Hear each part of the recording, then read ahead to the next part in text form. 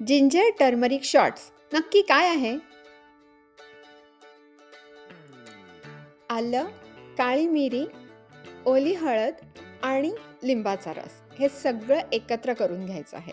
ते आपण एका मिक्सरच्या जारमध्ये घालायचं आणि ह्या सगळ्याचा एक पल्प तयार करायचा आहे. आले आणि हळद हे दोन्ही पचनास मदत करते, मळमळ कमी करते, अंगावरची सूज देखील कमी व्हायला मदत होते, प्रतिकारशक्ती इम्युनिटी वाढवते आणि हृदयाचे आणि मेंदूचे आरोग्य देखील सुधारते.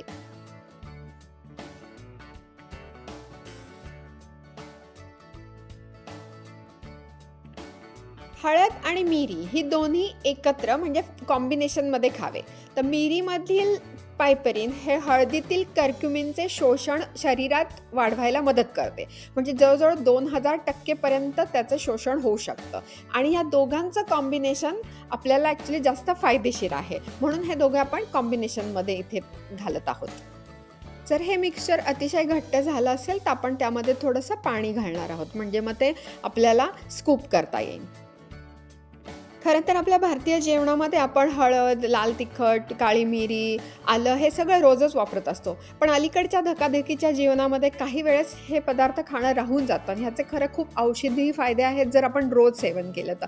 मला वाटतं या प्रकारे आपण जर असे शॉट्स किंवा आईस क्यूब्स करून ठेवले तर सकाळी उठल्या-उठल्या आपण पाण्यामध्ये घालून जर ते प्यायले तर आपल्याला त्याचा खूप फायदा होऊ शकतो. आता इथे आपण स्कूप करून आईस ट्रे तयार केले आणि मग ते आईस ट्रे आता फ्रीझरमध्ये टाकणार आहोत आपण काही तासांसाठी.